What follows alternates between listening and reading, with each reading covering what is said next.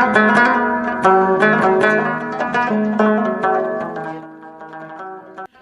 بالله من الشیطان الرجیم بسم الله الرحمن الرحیم. د خپل وطن ګل وطن قدرمنو لیدونکو سلامونه احترامات. سید عبدالله مشهور په دوربابا او پښتنو کې بیا په خاصه سیمه په توګه باندې په دې سیمه کې څوک هم اوسېږي نو حتمي د دوربابا نوم که واخیستل شي یو متل حتمي ذکر کوي چې دوربابا در باندې ګران دی که خدای پاک. او دا د هر پښتون لخوا شینواری ځان معرفي کی، شینواری ته ویل کیږي. راځئ نن در باندې زیارت ګورم. په اول دروازه کې دلته بېشماره سوزي او په دوربابا په لهجه کې کټوۍ یا کوتي او یو بل نوم هم چې هغه د نغر دی څه شی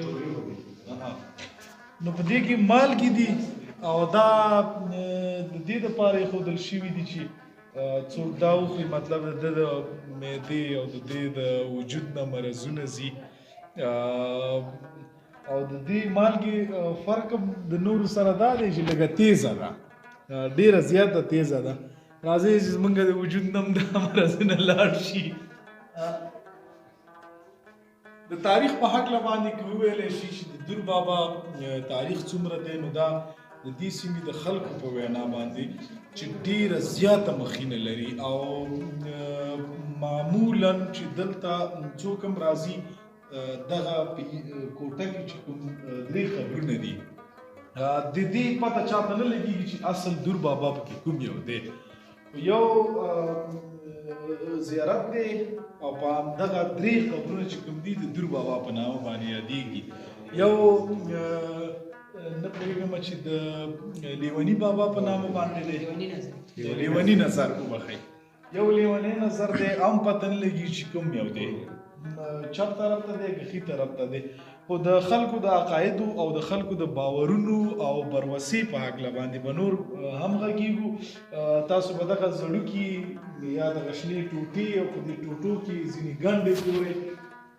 دا خلکو را ځوړندې کړي دي په دې خاطر باندې چې ځینې خلکو به توقعات او ځینې عقیدې دا لرلې چې مطلب موږ خپلو ارمانونو ته پکې ورسېږو. همدارنګه د زلمیانو د خوا هم دلته راتګ شوی دی او هغوی دلته ډېر زیات خواهشات کړي دي، ځینې پالونه یې نیولي دي.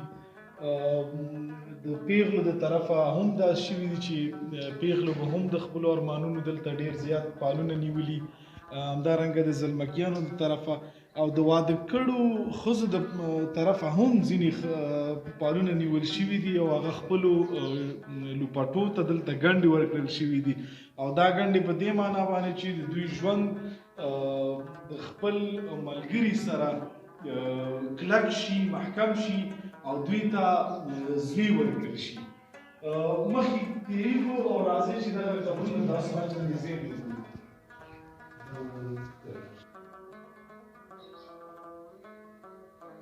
اصلي قبرونه دلته دي، لیونی نظر او عبدالله.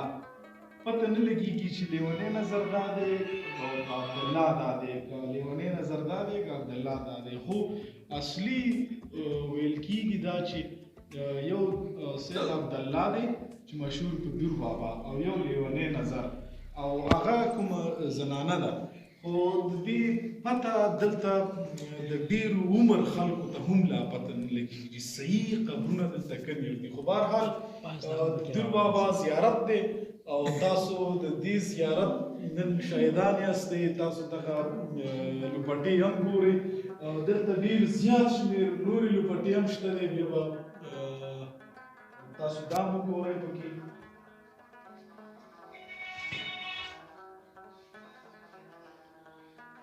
د خلکو عقیدې دي مخکې هم ذکر وشو چې ډېرې نوې نوې لوپټې دي او راوړل شوي دي په همدې عقیده په همدې پال باندې چې دوی ژوند د خپل ملګري سره خوشي، دوی ته یو ښه اولاد که چېرته دا د خدای یو ولي واوسېږي او دوی ته ورکړل شي.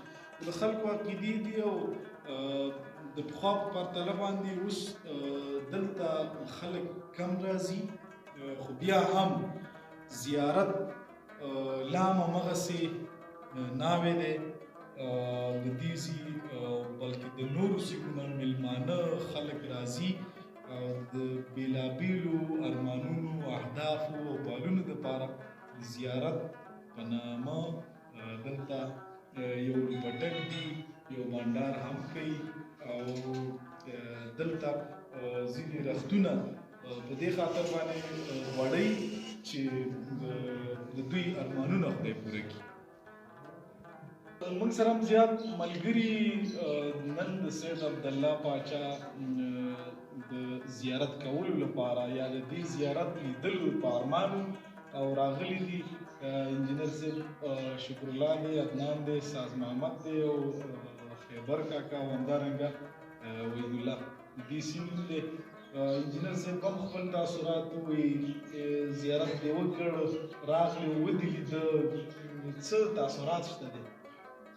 ولا د دې نه ډېر متاسف شو چې د زیارت دوربابا موږ هر وخت اورېده چې دوربابا په ډېرو مسلو کې به زموږ دوستانو عزیزانو یادو.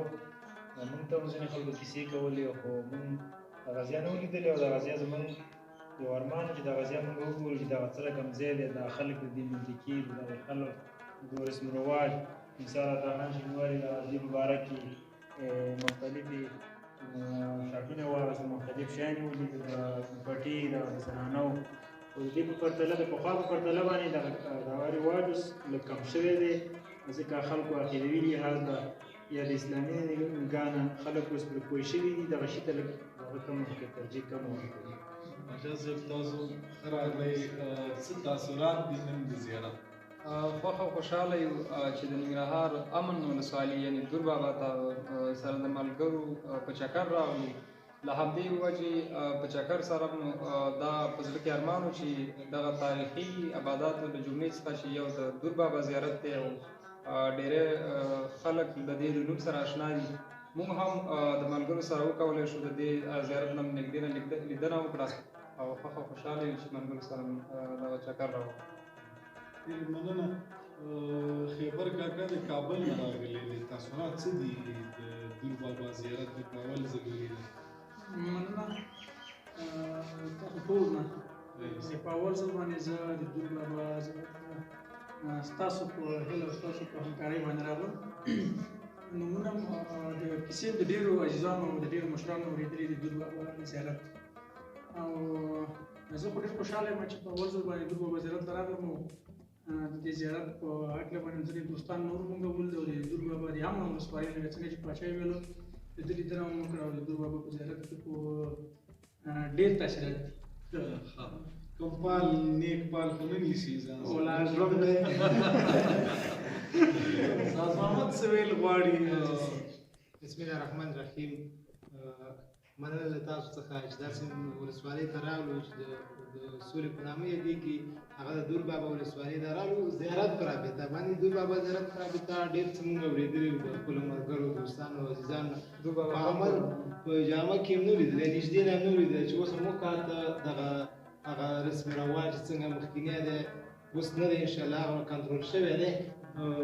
چې دا وبخښئ چې دا زیارت مې ولیده، اوس دوربابا در باندې ګران دی.